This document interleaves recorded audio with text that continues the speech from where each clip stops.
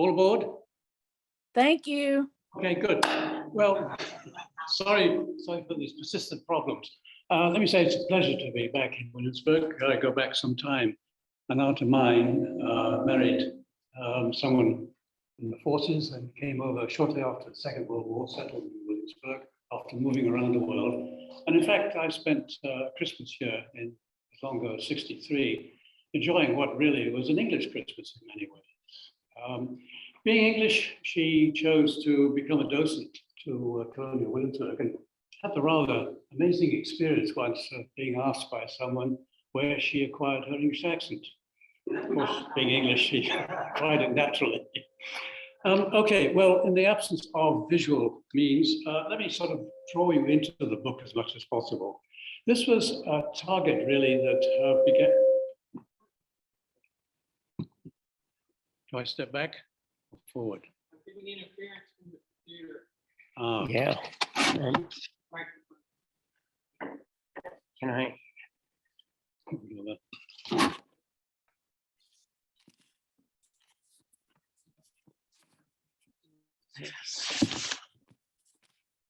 And I'll continue. The fascination for me in this area was one that began again with my aunt showing me some of the Ferber prints. You recall those are prints of the months showing flowers that are transatlantic. And in many ways, that began during colonial times, swapping plants back and forth. It was astounding when the founding fathers went to England after the Revolution to find that indeed, when they walked through the gardens of many of these mansions and large houses, they felt quite at home because many of the plants there were actually American. And this has drawn the attention of a young woman, Andrea Wolf, founding Gardeners. I didn't come across this book, but I would thoroughly recommend it. It's available now because it's been out some time in all sorts of media. It's called The Revolutionary Generation, Nature and the Shaping of the American Nation. And it shows how Thomas Jefferson and Adams in particular became fascinated by this movement. And indeed, as gardeners, they came very close to the notion of evolution and other concepts in biology that were really developed over the next centuries. Okay, enough preamble. Let me do the best I can to give you a sense of the book and the seasons as we progress. And we start in January, of course. I could start at this time of the year, but it seems to be hot and humid. That might not be the best time to sort of cool you down. So we'll begin in the middle of winter. And let me say that the context of this is very much Jug Bay. It's a wetland sanctuary that's set up by the state of Maryland, Anne Arundel County in particular. If you plot the passage from Washington basically to, say, Annapolis, you would come south and follow the river to the Chesapeake Bay, the Patuxent River. And halfway along that is the Jug Bay Wildlife Sanctuary.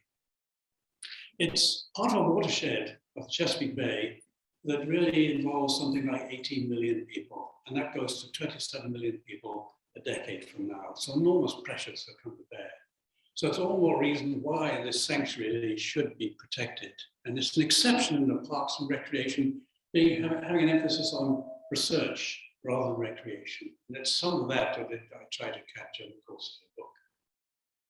Now, again, going back to winter, if we had visual presence, you would see some of the icy landscapes over a marsh. This marsh basically is part of a unique system of tidal marsh. And some people know that that means that physiological properties of these plants has to adjust for incoming tides. Some of that is also a burden of salinity. It varies enormously. So here again, the response of plants has to be really quite substantial for them to survive, not just seasonally, but the coming and going of times.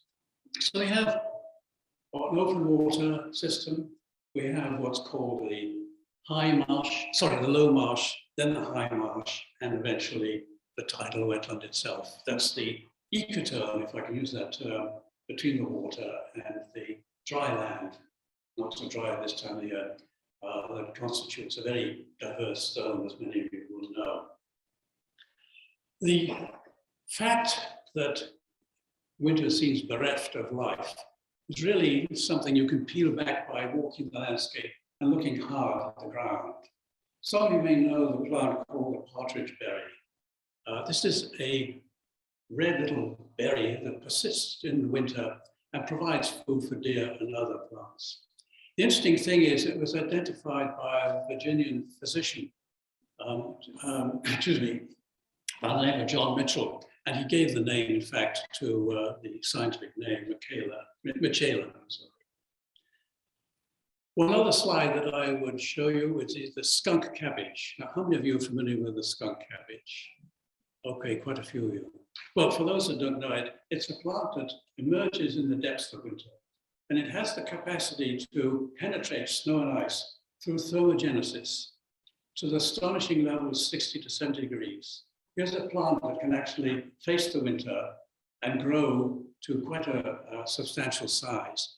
It has, because the means of propagation has to be done through insects, a means to create a smell and odor that attracts insects to that, and therefore the approach of pollination follows from that. We'll come back to that a little bit later.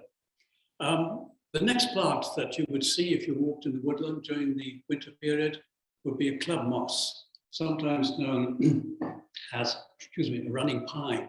Again, let me ask you, how many of you know that, the running pine, club moss? You would probably have seen it in some of the textbooks because it was a plant that was popular at Christmas time. It looks like a little pine tree, and it shoots up the breeding parts as it runs along the leaf mold during the course of the winter time. And this was banned in the 1990s because people were going there, ripping the plants up for these Christmas decorations. Obviously, with minimal plant availability, some seeds around, bird life is under stress. And it tends to cooperate. I don't know whether you've seen flocks of titmice, Carolina wrens, sorry, not Carolina wrens. Does someone have some water? Can someone grab a, I'm going dry. Sorry to bother you. Let me start that again.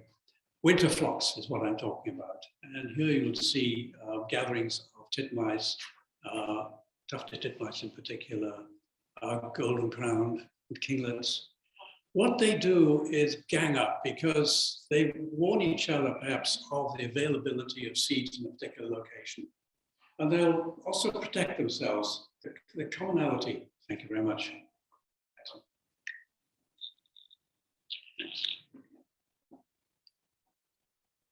The commonality is one of protection, one of searching. And as they move through the area, they recognize that territories belong to some. They will stay behind and others will move on. So it's a revolving system. What Paul Ehrlich did, and some of you may remember him, during one winter, was to throw seeds in a portion of the woodland and demonstrate that the flocks actually broke apart. They no longer required this ability to use the collective view, if you like, of gathering seeds or food during the course. And they found sufficient seeds for them to sort of go on their own. So that's one feature you would find in the course of your walk in wintertime. You'd also see the beginning of catkins, older catkins, male and female parts, etc., visible, some remaining as little cones after the autumn break as a seed to the landscape. You'll find too the presence of birds like the tundra swans. You see them around here, obviously. You know that they're here for the winter time. And they start to move at the end of winter to the northern climates where they'll breed in the tundra, discerning their names. What you may not know about, perhaps, is a remarkable feature of a butterfly that actually overwinters as an adult. It's called the morning cloak butterfly. And it deserves that name because it's a cloak that was worn during the Victorian period of the same coat. I'll leave you to discover that as you go online to look at the specimen itself. But what it does is overwinters as an adult, and its life cycle is about 10, 11 months. Astonishing. It hibernates actually in the summertime in the form of a pupa, and that pupa will hatch, if you like, and come out as an adult to be to survive the winter and then break out in the spring with food availability in the form of plants. One other feature, I don't know whether you know it, perhaps again I can have a show of hands, is a spotted wintergreen. You come across this at all? I know it's found in Virginia. This is something that the Native Americans used for rheumatism. They actually made tea of it. And it's visible at this time, during the winter time on the ground. So you look very closely, you could probably find it. One other feature before we leave winter is the beech tree, the American beech. You know this phenomenon, why it keeps leaves on it, marquescence. And there are various theories as to why this is the case. One belief is that because the soil is so depauperate of minerals, etc., and organic leaves, they keep the leaves on, they can throw them down to the base and act as a resurgence, if you like, of mineralization, and therefore part of growth during the spring. The other belief is that the fact of leaves being on the trees tends to funnel snow down to the base. Again, they get an earlier start on spring. So here's an element, if you like, of spring, of winter, movement to spring, the preparations, the means to survive, to get through, either as an animal or plant form. And you see that very much expressed in the book. Okay, resurgence, greening, movement, relocation, all of that now is in train as we move into spring. And we will see if we go to parts of Jug Bay, indeed around here, to places where the rain has held. They're being called vernal pools. These are ephemeral ponds, if you like, that only have their water during finite periods in the course of the year. And they're denied fish, therefore. So what you would find in them is rather extraordinary. You find fairy shrimp, flinker clams, you'll find wood frogs, for example, or peepers, and they begin, of course, to express their vocal cords at that particular time of the year. An amazing complex. What is interesting too is that unlike other ecosystems, this is dependent on leaf mold breaking down. So their base is not driven so much by photosynthesis, or if you like, energetics, as it is by bacteria. That's the base that provides the chain that moves up to the point where salamanders will come in, and fairy shrimp, as I say, are able to take advantage of what bacteria exist in the water column. A rather exceptional ecosystem, which many of you will find interesting online or in the course of reading this book. So, energetics food chain that begins to resurge and resurgence and express itself in the early part of spring.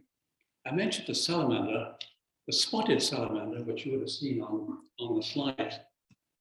So again, one that moves slowly from hibernation through the leaf mold where it's spent the winter to the pond, and it will lay its eggs.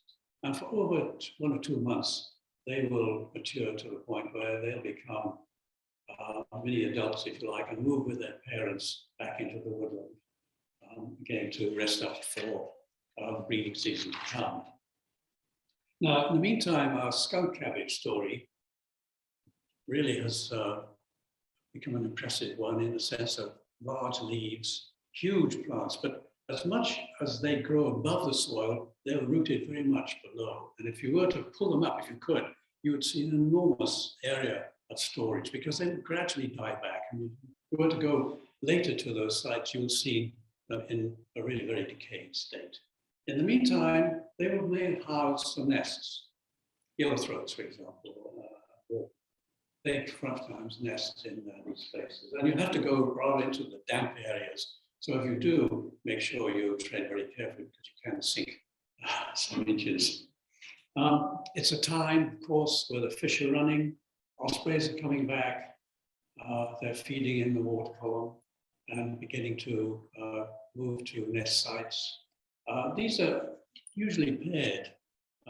They're sort of faithful during life, and the male comes back first to prepare the nest for his mate, the female. If you were to walk at this time now along a boardwalk, next to the marsh, next to the trees, the ecotone I referred to, you would see plants like mountain laurel coming up. If you were to look into the marsh, you would see little spikes of aquatic plants, spatterdock, arum, you know the score of freshwater plants.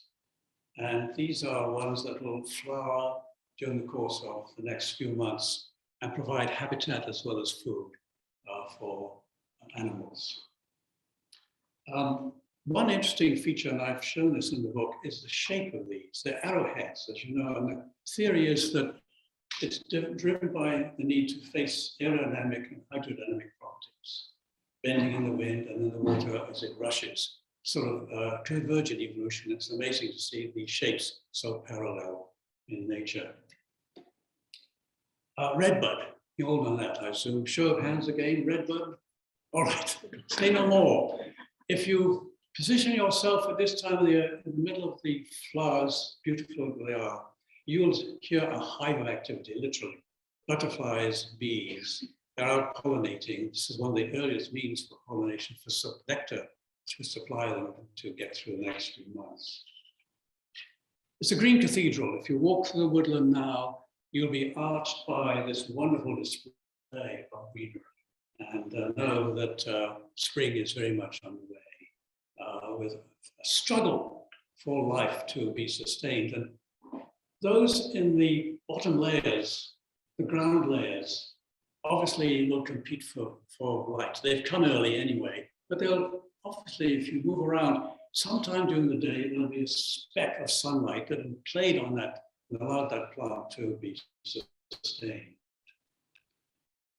With all these plants in resurgence, pollination, et cetera, available, naturally, this is a time of bird migration. If you walk around the woodlands at that time, you'll see these coming in. And this site in Jug Bay is one for what's called MAPS, monitoring avian productivity and survivorship. And one bird, again, that you would have seen on the slide is called the red-eyed vireo. This is a bird that sings all day long. It's a very monotonous song. And it's sometimes been called the preacher bird as a result of this monotony. And you'll see a photograph of it in the course of your reading. So, migrants, warblers coming in, song fills the air, movement, mating, beginning of nesting. But it's also true of some other animals. Red-bellied turtles, for example, come forth now. They'll move from their hibernation and you'll see them spread on logs, enjoying the rising sun. You might also see what's called a water strider. These are animals that take advantage of the surface tension. They can move around with ease. And so I spent some time in the book talking about how these hydrofuge hairs on the end of their limbs enable them to press into that layer, this surface layer, with the surface tension, allowing them to skitter around. If they actually plunge in for some reason, they have hydrofuge hairs on the body that allows them to rise to the surface very quickly. So another aspect of adaptation. Below the waterline again, all activity there. You'll see the nymphs of dragonflies and damselflies. You see those now at the height of summer. This is a time of insects now. Breeding birds move through their way. If you go to aquatic habitats, you'll see them in abundance, and they're remarkable for their ability to fly and catch insects midair. I mean, they're very adept, moving back and forth, etc. They are an incredible aspect of nature. Okay,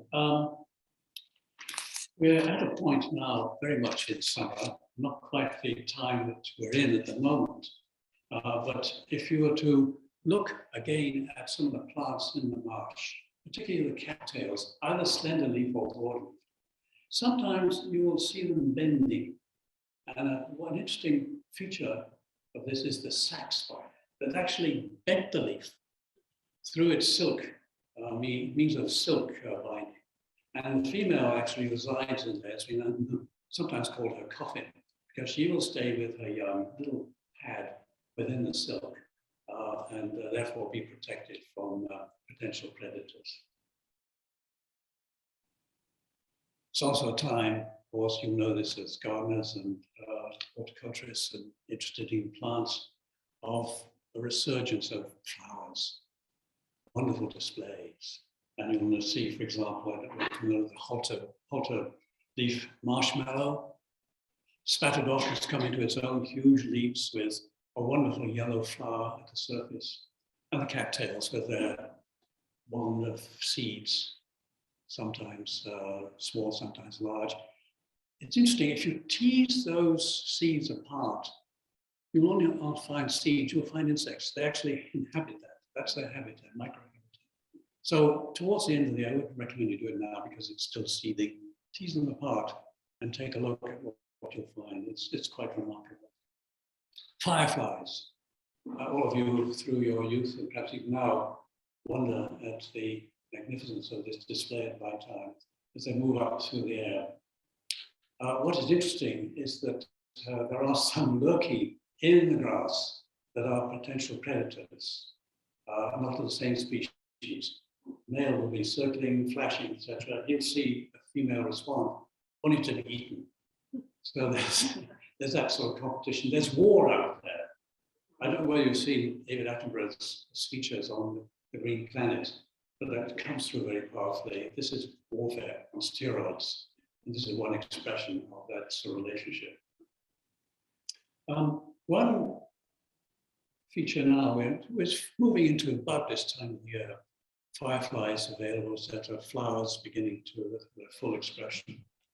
And if you were to look from the observation deck, this is overlooking a marsh, for example, in Jug Bay, you'll see the beginnings of some plants dying back. Staphylococcus not at its best, but you'll see a replacement of in the form of burr marigold. This is very much a marsh plant, glorious yellow, almost golden yellow. And you'll see too, perhaps certainly in Jug Bay, and it's true in this part of the world, wild rice, the seeding beginning. Now, why is this important? It's important, obviously, for Native Americans at that time because they exploited that source for their own purposes. But it's become a feature of Jug Bay because the solar rail is utterly dependent on it. I don't know whether you know this bird. It's a tiny thing. You can hold it in your hands. You can squeeze it. I've done that, almost concertina. And that allows it to creep through these marsh plants. Very, very narrow. It was a bird that was hunted, and often to the point of extinction. In Jug Bay, for example, President Truman used to come there with his buddies and take out solar rails. And it fell into hard times, partly because of the rice hunting, but now with the rice plant itself being very much under threat. And here in Jug Bay, there be means to protect it from the rice rat, wild rat, and also the Canada goose. Canada goose steps forward, eats everything in its path. So there are means to protect those areas with netting, etc. On the slide would have shown you that indeed grazed down to the point of literally the floor level, and then behind it, those behind a means of protection flowering away and proceeding.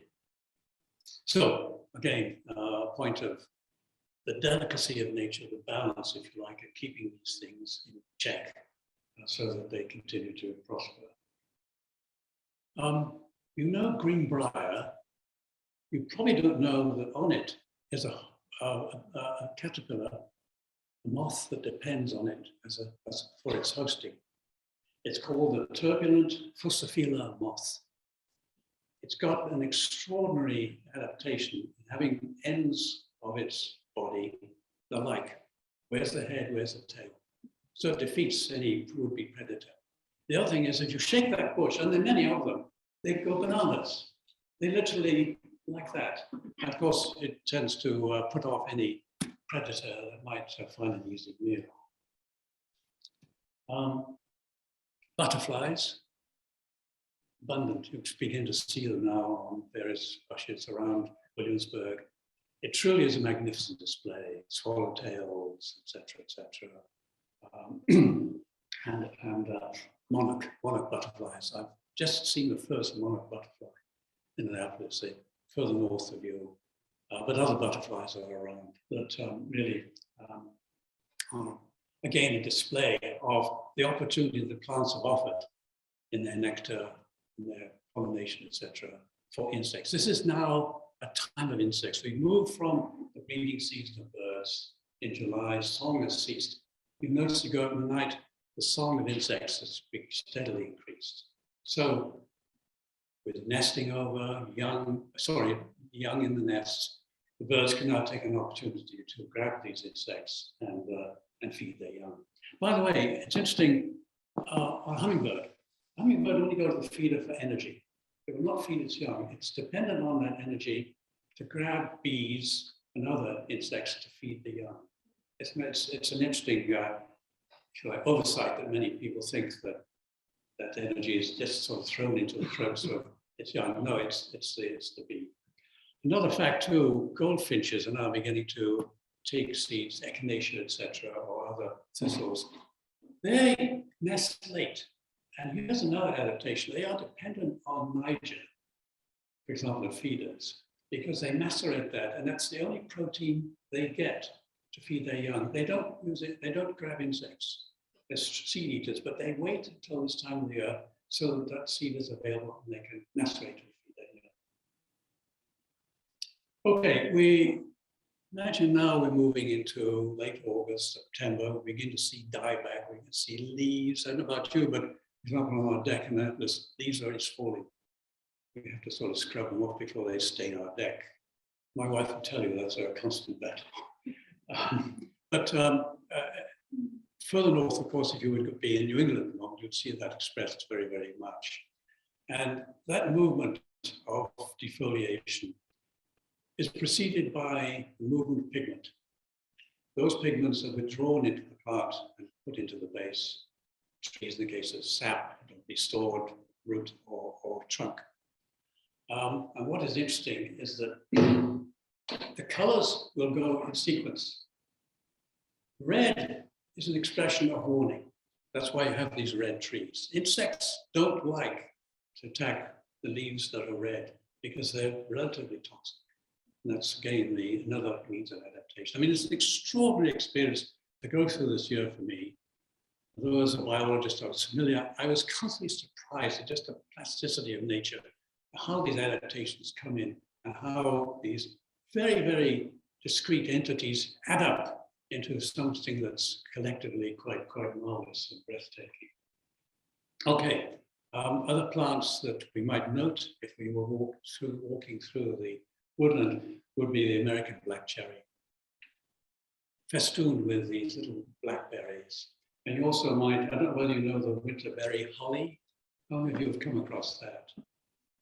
Oh, you really are master gardeners and familiar with your species.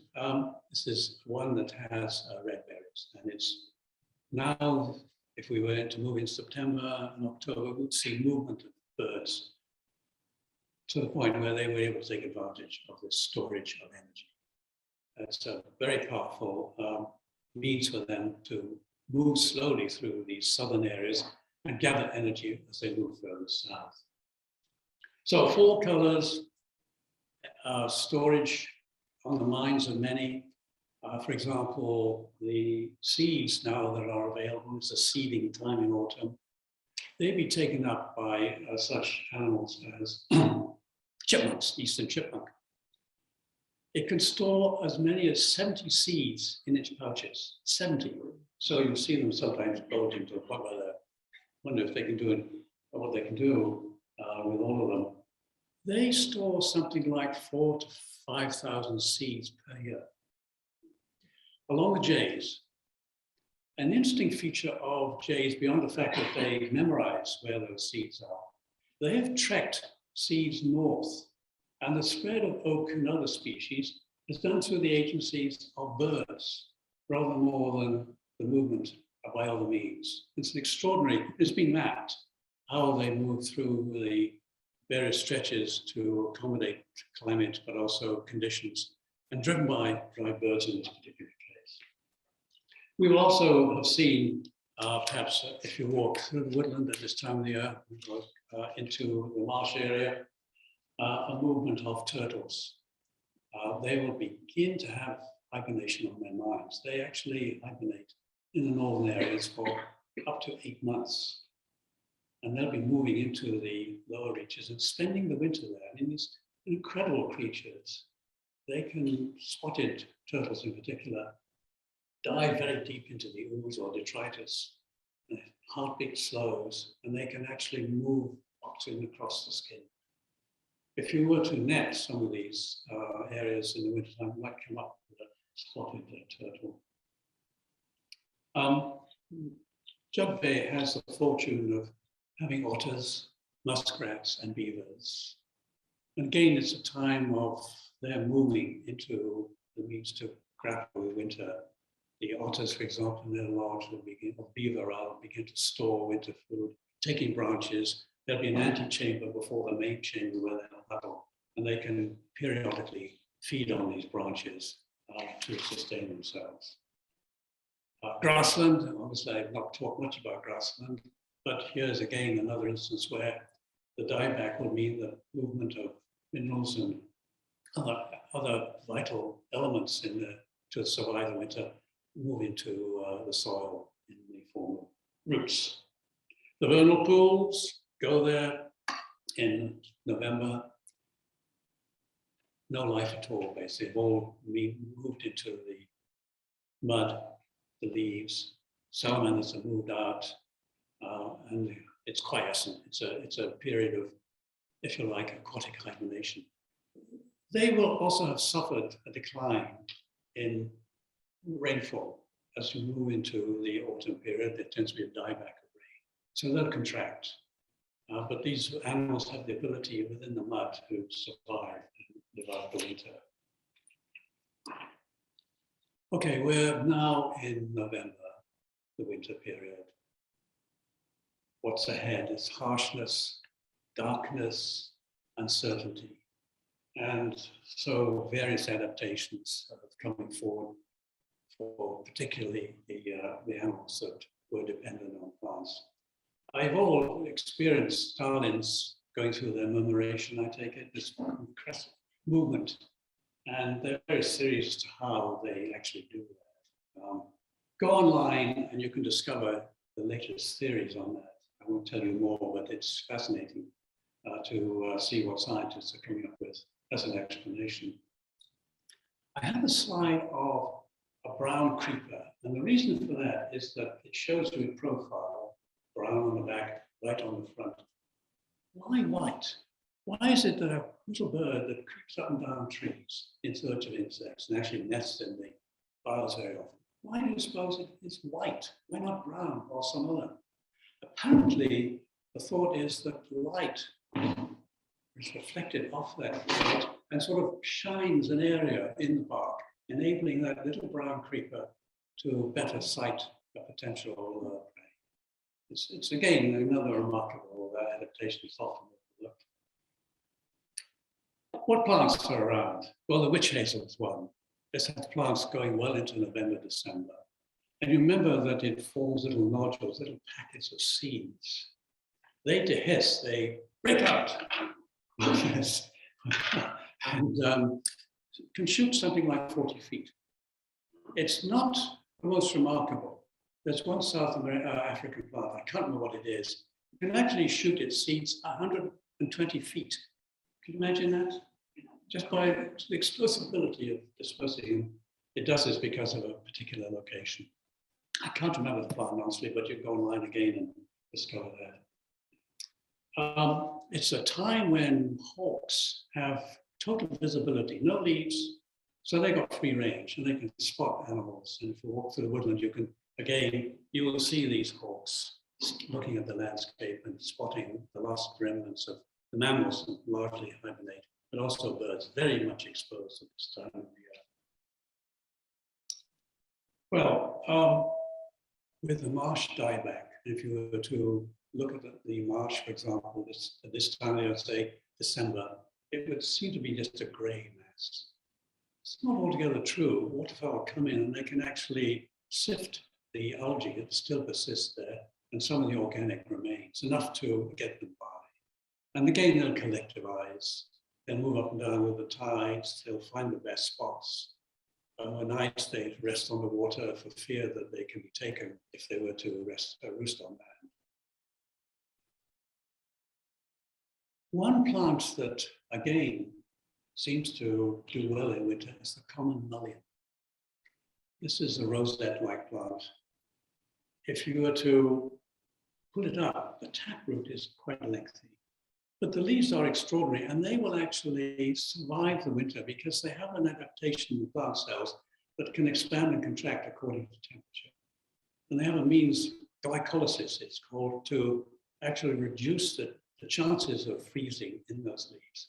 The same would apply to frogs and toads and fish. They all have the adaptation to reduce the vulnerability to freezing to an astonishing degree. They can actually be wrapped in ice and then come out alive, pop out in the fullness of summertime. So we're now really looking at what I would have shown the first slide, back to winter. But even then, as I've demonstrated through just these two plants, animals are really hibernating to face the winter, such as our butterfly, the mourning cloak. There is a sense of promise to come. The storage of animals have taken the chance to store food supplies, hibernate, to live out the winter. These are harsh conditions, as I described earlier. But then morning you'll find, walking in February, you look out at the marsh, you look out here, for example, you see the first glimmers, you see change in bird song, you see change in plant life. And so we've come full cycle. And I'm always reminded of Shakespeare's time lines in one of his sonnets. Remember that summer has all too short a life. We're in that period. We really have to celebrate this time because we lose it. We go into dark periods. But we can perhaps, through the media now that others couldn't, through books, television, etc., essentially remind ourselves that we have the privilege of seeing what's coming, what's going, forecasting, etc., etc.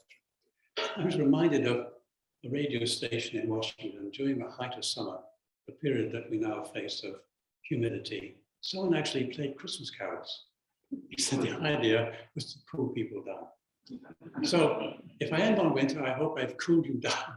When you step outside this building, you can perhaps face it with greater ease. I'm sorry again, we couldn't have slides, but I hope I've given you a sense of what it's been as a means of pleasure for me to be rejuvenated, if you like, and go through the season and with these observations and more. You'll find many more in the book that I hope you'll enjoy reading. Thanks very much.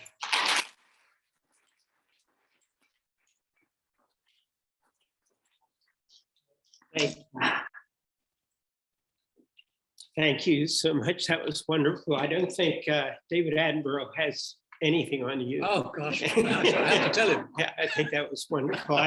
If only we'd been able to get your slides up, I think it would have been absolutely spectacular. So, but I think it was wonderful. Thank you. 10-minute break. Should we see if anybody has any questions? Oh, yeah. 5 minutes? Yes, Absolutely. absolutely. Questions for Dr. Rees? Yes. I'm just wondering, in your time studying Jug Bay, have you been aware of acceleration in the emergence of plants in the last years? I'm sorry, can you repeat that? Yeah, I'm just wondering if you've seen any acceleration in the timing of the emergence of plants. Yes, very much so. I would have shown you a slide had we more You can time. repeat for the. Yes, the question is, what climate change have I seen in Jug Bay? Several. One, sea level rise. We're going to lose that marsh, it's reckoned. There's not enough room for it to contract, move up into other available space. The woodland is really a cliff.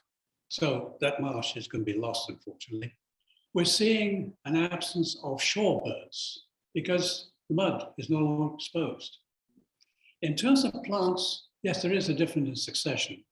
I don't know the details on that, but we're seeing phenology, for example, change when plants come on stream for pollination, etc. That's changing. And then there's a danger that the synchronicity, if you like, of migration is being damaged to the point where birds will come in and not be able to find food. They're either coming too late or too early. That's happening not just in Jug Bay, but across the board. So just 3 areas, if you like, that pose very, very serious problems. On East, let me just expand a little bit. On Eastern Shore, homes that are adjacent to marshy areas now have their basements constantly flooded. And house prices are declining very rapidly because they're of the threat of no insurance policy is able to cover those incidents. And it's reckoned that if by the end of this century, current patterns persist, the entire, no, I should say all but a few feet of the eastern shore of Maryland will be underwater. As a personal note, our pier no longer supports the nesting of swallows because sea level rise has meant that they're flooded and drowned when they have their nestings. Maybe one more question. Question back here. How do we go about taking a small group of master gardeners to visit Jug Bay? I know it's what, 3 hours, but is there somebody there that does a tour? Absolutely. There are many tours, bird, plant, marsh, kayaking, you name it. It's all available. And what you have to do, certainly people can contact me and I can arrange that with the superintendent. There's so much to do there. There's butterfly farms, for example, where they set up areas of seeding with plants that are beneficial to butterflies. There's also some studies on climate change. There are people looking at invertebrates, both in streams and in the marsh itself. So a host of activities. Just go online, jugbay.com, I think it is, and you find a remarkable array of activities there that may appeal to you. But certainly contact me if you're interested. I can certainly walk you around Jug Bay at any time, winter or summer.